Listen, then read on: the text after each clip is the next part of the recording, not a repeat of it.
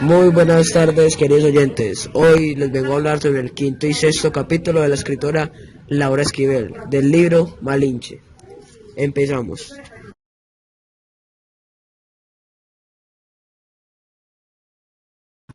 Bueno, el capítulo comienza cuando Malinche y Cortés penetran desnudos al Temazcal. Era sorprendente mirar a Cortés despojado de sus vestiduras y sus apariencias se le veía disminuido y vulnerable. La condición indispensable para realizar este rito de purificación y renacimiento era la desnudez, pues para la limpieza de la sangre suceda es necesario que todos los poros del cuerpo se expandan, se abran y al hacerlo permitan que el vapor, esa otra imagen del agua, ese espíritu del agua purifique al cuerpo en 4 tiempos, que significan los 4 puntos cardinales, las 4 estaciones y los 4 elementos.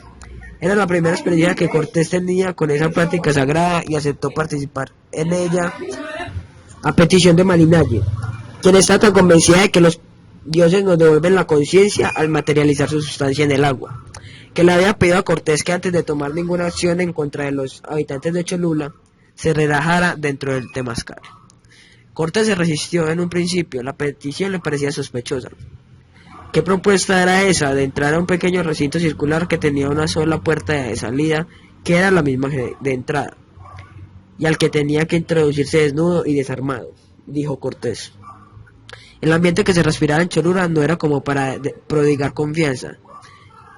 Hasta el momento ninguno de los 2 regidores de la ciudad lo habían querido recibir. Cholula contaba con un regidor temporal, Tacliax, señor del aquí y del ahora, y uno espiritual, Tlaxial, señor del mundo bajo la tierra. Ambos vivían en casas anexas al pueblo de Quetzalcóatl. La gente de Cholula hablaba náhuatl, la lengua del imperio, y eran súbditos de los mexicas, a quienes pagaban tributo, pero Cholula era un señorío independiente, y al igual que Tlaxcala, tenía un gobierno regido por varios señores. Era gente orgullosa y no concebía ninguna circunstancia de la cual su dios Quetzalcóatl no pudiera protegerlos, por lo cual se demostraban todos menos temerosos ante los extranjeros. Confiaban plenamente en su dios tutelar. Cortés y sus hombres llegaban a Cholula de camino a Tenochtitlán, acompañados de sus aliados, los totonacas de Zempoala y los tlaxcaletecas. Los españoles entraron en Cholula después de caminar la distancia de unos 40 kilómetros que separaba Tlaxcala de Cholula. Fueron recibidos y alimentados, pero no así los totonacas y tlaxcaltecas, quienes permanecieron afuera de la ciudad. Solo cientos entraron, junto con los españoles, transportando la artillería y el equipo en general.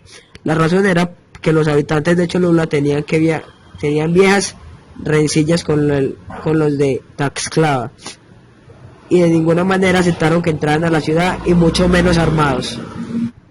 Cortés quedó impresionado ante la belleza y grandeza de Cholula. Cholula era una ciudad próspera y densamente poblada. Sus templos indicaban que Cholula era sin duda uno de los más importantes centros religiosos del Nuevo Mundo. El templo principal estaba dedicado al culto Quetzalcóatl, y la ciudad tenía la pirámide más alta de México, con 120 gradas. Aparte de ese templo, Cortés contó 430 y tantas torres, pirámides, que él llamaba mezquitas. Cholula tendría casi 200.000 habitantes y unos 50.000 casas. Era la ciudad más importante que habían visto los españoles en su largo trayecto desde la costa. Uno de sus atractivos era un mercado inmenso cuyas especialidades eran los trabajos de arte plumario, las vajillas de barro y las piedras preciosas. Sin embargo, a los 3 días de la llegada de los españoles, los habitantes de Cholula aparentaban una baja de provisiones, que dejaron de suministrarle comida a los españoles y solo les dieron agua y leña. Cortés tuvo entonces que pedirle a los tlaxcaletecas que le consiguieran comida. En la ciudad se respiraba una atmósfera de suspicacia y nerviosismo. Cortés se enteró que estos, de que fuera de la ciudad, se estaban juntando tropas mexicas. Sus informantes le advirtieron que lo más probable era que estuviesen preparando, junto a los cholutecas, una emboscada en su contra. Ante total clima de ingría, Cortés tenía que tomar una decisión. Ya había enfrentado y vencido a totonacas y tlaxcaletas. Ya contaba con su apoyo, tenía que seguir adelante con sus planes de conquista, tenía que llegar a Tenochtitlán y no iba a permitir que lo detuvieran, tenía que tomar una decisión determinante. El Cortés no era un simple soldado, era un emisario y representante del rey de España. En la emboscada que se preparaba en su contra, por extensión también estaba dirigida contra el rey de España, por lo que tenía que actuar en nombre de la corona, defenderla con firmeza y castigar con la muerte la traición que se estaba fraguando en contra del rey de España. Ante estos hechos, era lógico que Cortés no tuviera deseos de tomar un baño dentro del temazcal. Estaba más preocupado por atacar antes de ser atacado, que por participar en cualquier clase de rito pagano. Sin embargo, Cortés, quien no daba ni 3 pasos ni sin una escolta que lo protegiera, inesperadamente aceptó entrar al temazcal, a pesar de que al hacerlo quedaba literalmente preso.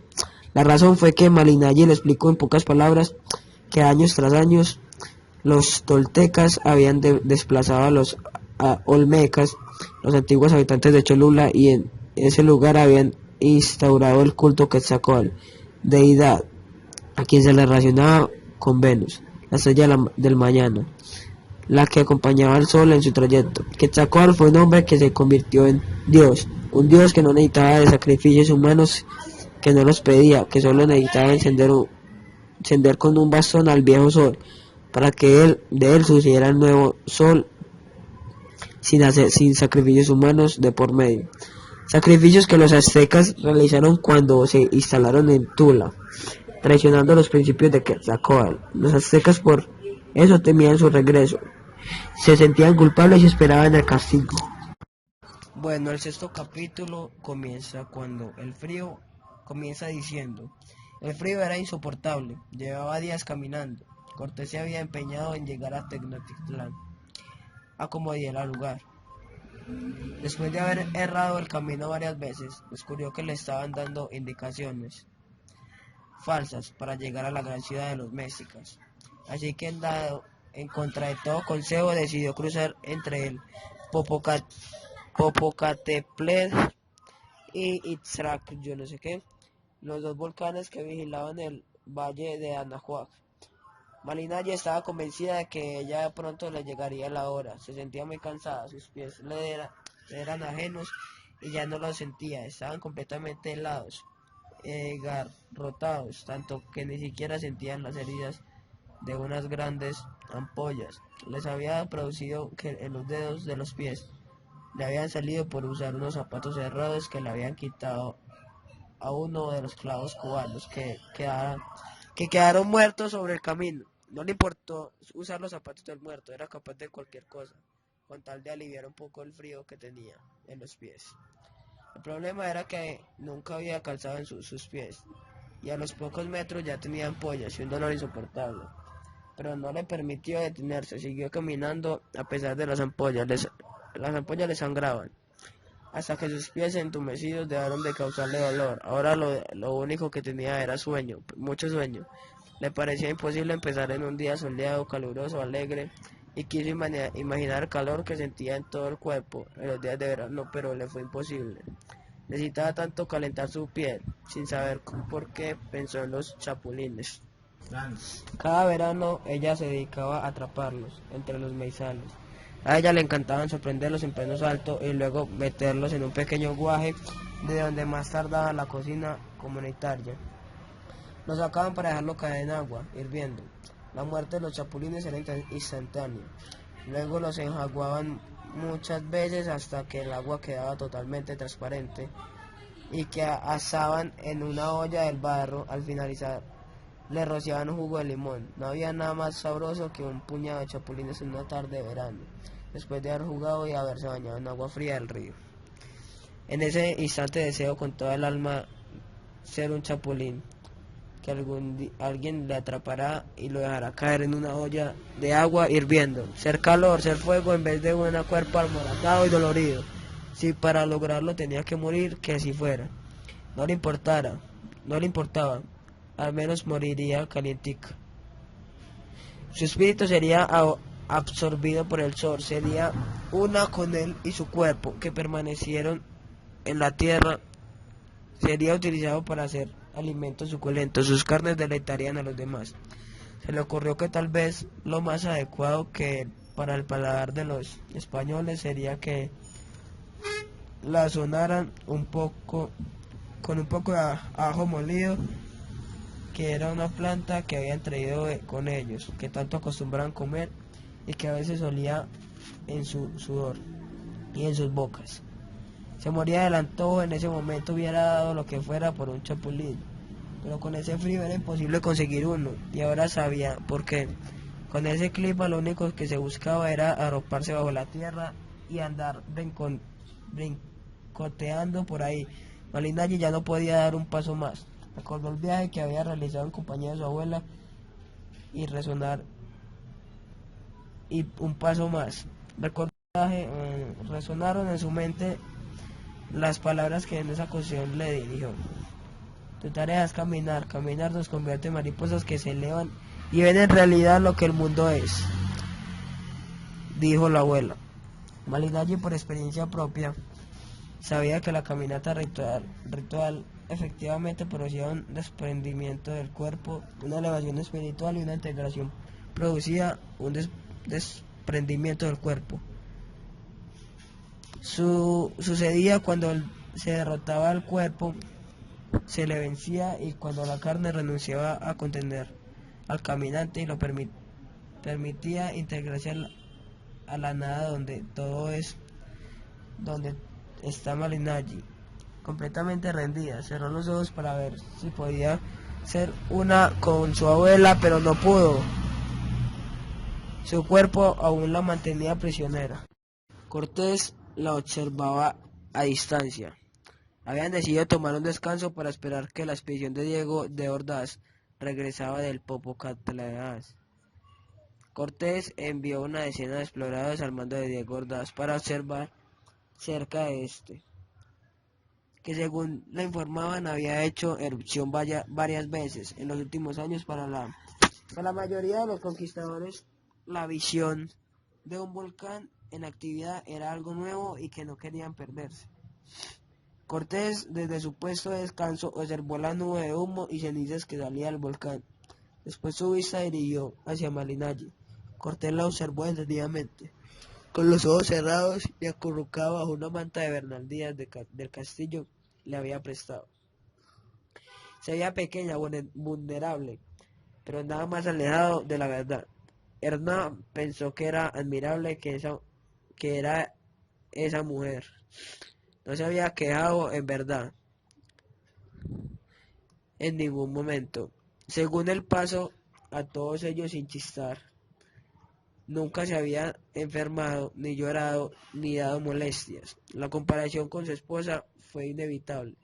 Catalina Suárez era una mujer débil y enfermiza, que no le había podido dar hijos y estaba seguro que Catalina, su mujer, era en la misma situación en la que se encontraba Malinalli y ya habría muerto. Cortés a su vez era observando a Malinalli por el rabillo del lobo. Ella no quería hablar con nadie, así que prefería fingirse dormida. No tenía energía ni para pedir ayuda. Le gustaba mirar el cuerpo de Cortés, su musculatura, su fortaleza, su valentía, su audacia, su don de mando. Miles de veces parada frente al mar y meditando sobre el eterno retorno de la ola. Había deseado el regreso de su padre, o alguien lo más parecido a él, para que lo protegiera. En ese momento se preguntó si Cortés podría ser ese hombre. Llegó a la conclusión de que no. La protección que ella anhelaba era una que no tenía nada que ver con su anulación como persona. La protección y defensa que los españoles decían que les iban a dar a proporcionar contra los dioses falsos y contra sus prácticas paganas, más bien los dejaban en estado de indefensión, que los convertía en niños débiles que no sabían lo que era bueno para ellos y que necesitaban a alguien superior a ellos que viniera a decirlo. Definitivamente ser protegida por Cortés representaba ser una mujer débil e ignorante. Pero estaba tan cansada que no tenía ganas de pensar en nada que no fuera el sol. No en balde decían sus antepasados, que primero fue el fuego y que de él nació el sol, y con él los hombres. El sol era fuego, en movimiento. Cerró los ojos, la altura estaba haciendo estragos en su estado de salud. Le dolía la cabeza, sentía que el aire no era suficiente. Se sentía mareada, igual que cuando era niña y la abuela la levantaba en brazos por los aires y le daba vueltas, y vueltas como a los voladores de Papantla. Esos hombres realizaban una bella danza en los aires mientras descendían al piso sostenidos por una cuerda atada a los bolsillos.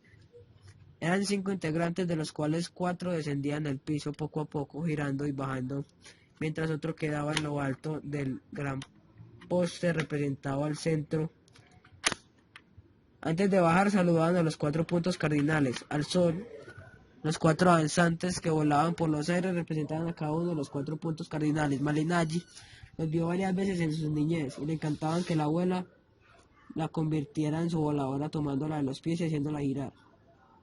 Cuando su abuela se cansaba, ella solita giraba y giraba con los brazos abiertos hasta que se mareaba y caía al piso entre risas. La abuela le explicaba que eso pasaba porque perdía su centro. Dios está en el centro, ahí donde no hay forma alguna, ni sonido, ni movimiento. Cuando te encuentres mareada, siéntate, deja de moverte, quédate en silencio y encontrarás al Señor nuestro ahí, en tu centro. El que te une a Él. Somos como las cuentas del collar de la creación y estamos unidos unos a otros. Cada uno ocupa el lugar y el espacio que le corresponde. Cuando alguno jala más de la cuenta para un lado, altera todo el orden de los cielos y el cielo se abre. Cada uno ocupando el lugar y el espacio que le corresponde. Cuando alguno jala más de la cuenta para un lado, altera todo el orden de los cielos y el cielo se abre. La tierra se abre. Cuando uno se separa, ya no irá a caer donde debería caer, ya no caminará donde debería caminar, ya no irá a morir donde debería morir, porque su lapso se rompió. Porque todo forma parte del todo y todo repercute en el todo, y por eso Dios se entristece cuando no lo vemos, cuando no lo conocemos, cuando pasábamos la vida de espaldas a Él. ¿Y dónde está Dios? ¿Cómo lo puedo ver?, preguntó la niña.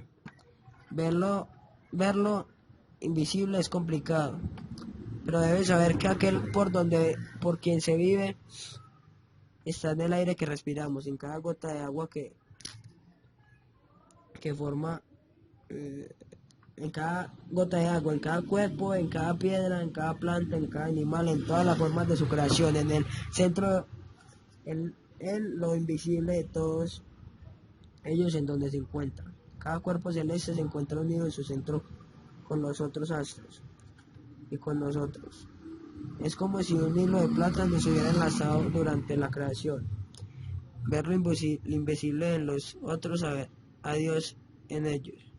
Escuchar lo invisible en sus palabras es escuchar a Dios. Sentir el agua es en el aire antes de que se convierta en lluvia, es sentir a Dios. Cada cuerpo celeste se encuentra unido en su centro con los otros astros.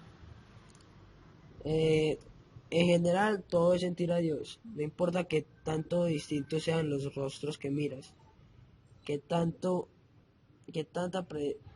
sea el canto de alguien. Atrás de su cuerpo, atrás de sus palabras, es tan distinto que sea la presencia del Señor del cerca y del junto. Por eso es tan importante la representación, el canto, el movimiento, todo aquello que hacemos. Si lo hacemos sagrado, si lo hacemos mareados, nos tirará al piso, nos dejará a un lado, desconectados del Dios. Todos giraremos, cada Cada luna, cada sol, cada estrella danza alrededor de su centro. El movimiento de los astros es sagrado y el nuestro también. Este nos une con el mundo invisible. Bueno, oyentes, este es como un pequeño resumen del sexto capítulo del libro Malinche. Espero que les haya gustado. Muy feliz día y hasta luego. Gracias.